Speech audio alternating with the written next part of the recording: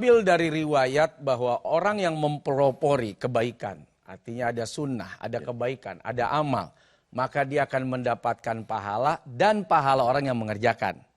Mandala ala khairin ini.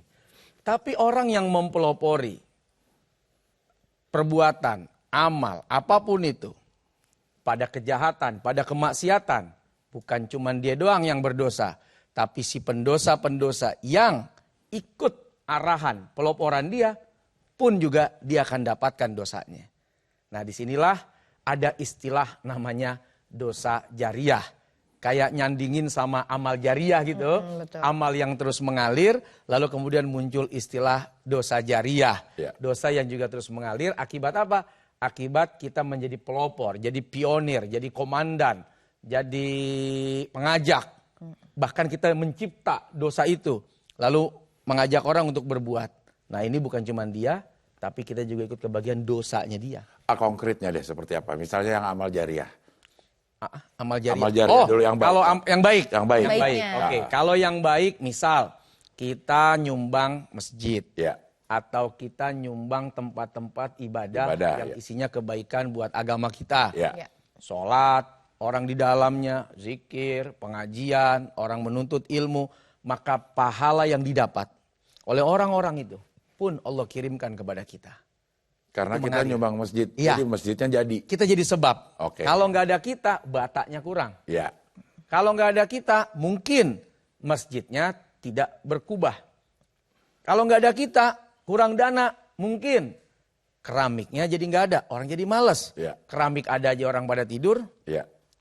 Iya ya, mesti nggak usah ada keramiknya ya. Ya tapi kan dikarpetin juga. Oh dikarpetin juga ya. Nah dikarpetin, karpetnya jadi bikin empuk. Itu jadi amal kebaikan yang terus mengalir. Oke, selama ada yang pakai untuk beribadah, apa pahalanya juga ngalir ke kita. Sebagai yang kasih sumbangan. Benar, dan Allah nggak rugi ngasih begitu tuh nggak rugi. Gitu. Nah sekarang dosa jariah, contohnya misalnya. Kita posting sesuatu yang sifatnya fitnah. Ya. Padahal sumber nggak jelas. Jelas saja kalau itu aib, nggak boleh. Kita tahu nih memang dia melakukan. Kita tahu memang dia punya aib. Tapi aib itu tersembunyi. Tapi karena kita teman, kita tahu dong. Ada konflik. Kita bongkar di medsos.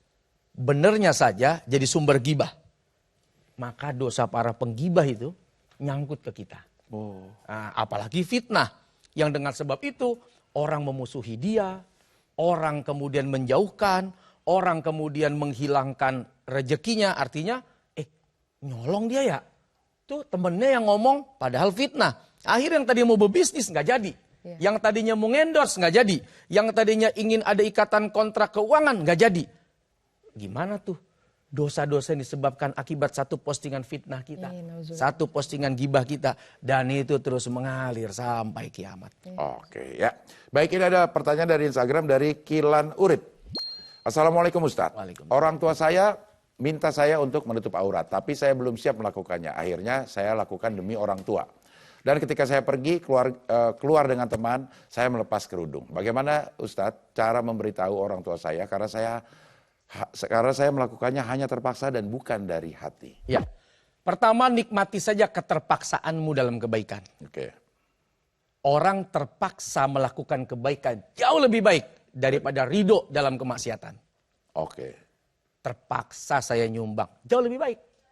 Sumbangannya manfaat daripada ridho dengan mengeluarkan uang untuk dosa.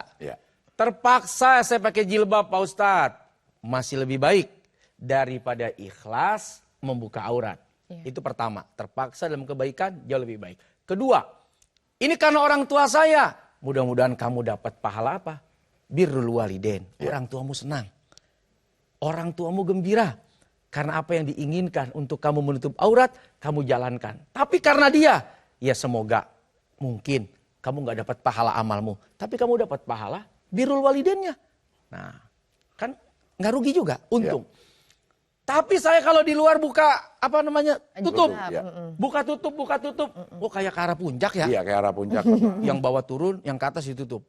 Biasa emang yang bawah turun sih. Kalau yang bawah turun yang bawah turun. Yang atas naik. Ya udah itu. Ya. Dia buka tutup. Ya buka tutup. Masih lebih bagus daripada ngebuka terus nggak pernah nutup. Walaupun terpaksa. Walaupun terpaksa. Belajarlah menjadi orang yang menghargai usaha orang. Menghargai cara orang untuk melakukan kebaikan.